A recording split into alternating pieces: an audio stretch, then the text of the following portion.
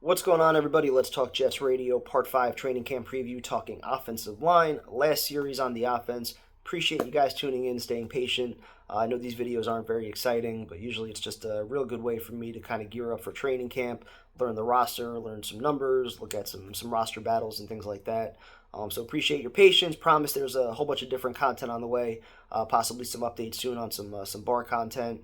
Some updates on NYJF and a few different things that I'm working on. So stay tuned on all that. But getting to the offensive line, and I'm finally excited to talk about this group. And it's such a refreshing change from the last number of years because I grew up with those late 90s through the 2000s teams where it just seemed like every year you had a chance because you had an offensive line that was reliable, they were durable, they were consistent, and you had that first wave anchored with Mawai, with guys like Jumbo Elliott, Fabini, Kareem McKenzie, Randy Thomas, Ryan Young, and then you shifted to that new era with Brandon Moore, Debrick, Mangold, and then you kind of added those veterans later with Damian Woody and Alan Faneca. And you had a chance every single year because your offensive line gave you a chance, as long as your quarterback stayed healthy, which didn't always happen. So I credit Joe Douglas for finally kind of getting back to the roots, being that supposed offensive line guru, all these different moves and shortcuts that he's tried. For whatever reason, they just haven't worked out. So they poured all their resources into the O-line this year, essentially getting 4 new starters. If you include Fashanu through the draft, who, you might say doesn't have a role this year, I still say when you look at your 2 tackles, a little bit older on 1-year contracts, it's important to have a third guy that you can depend on, that has that high upside like him, that I would hope taking at pick 10, you feel he's ready to play. But I'll get to a little bit more on Fashanu later. But looking first at Simpson, I thought that was just a sneaky kind of under the radar move. Not a very sexy name, but won the Ravens left guard job last year. Nasty finisher. Did have, I think, 10 penalties.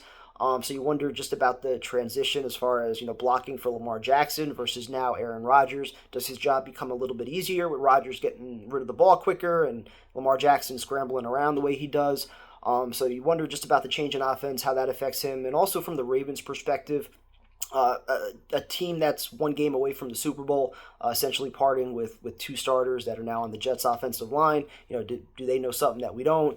Moses is coming back off that torn pec. How does he hold up? But overall, he's a reliable veteran, just a mauler in the run game. Maybe needs a little bit of help against some better pass rushers, but a consistent veteran, a guy that is going to bring a lot of leadership as well.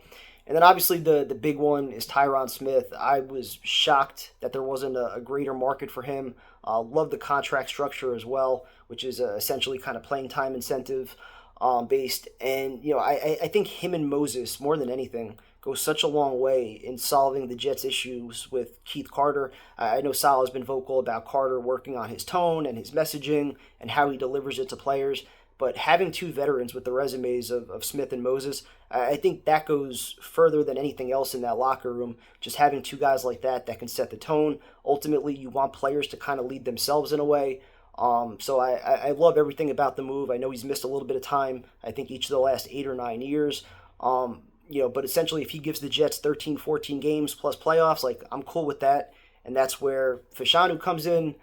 The draft debates were fun. Admittedly, I was pro pass catcher in some form, whether it was tight end or wide receiver.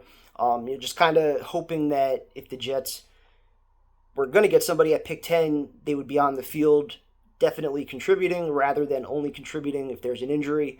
And you could still kind of go the route of Bakhtiari, Donovan Smith, if you want to have some assurances for your third tackle.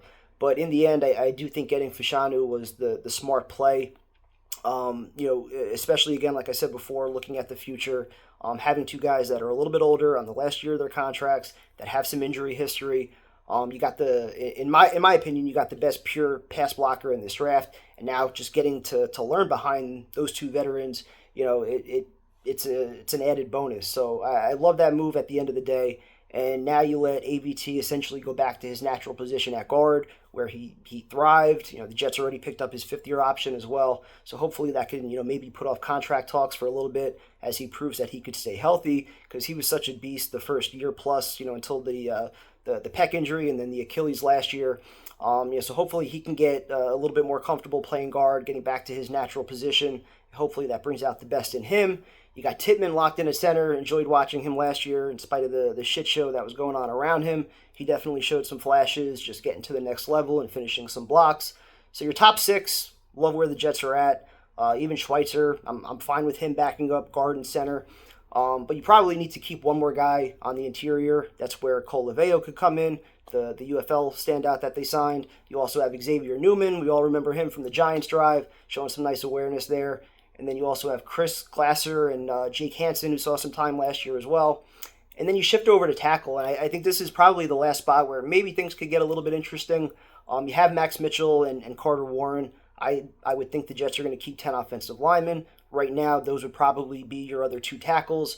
But if a scenario does play out where either of those guys don't look great, or Bakhtiari wants to be a Jet, wants to come here for the veteran minimum to reunite with Rodgers, you probably make that happen, and then I think it becomes a battle between Carter Warren or Max Mitchell for that last spot. Mitchell entering year 3, Warren year 2. Neither probably going to be a stud, but I do think there were some nice flashes from Carter Warren last year. Seems pretty athletic, has good feet. Mitchell, it seemed like, played a little bit better as a rookie.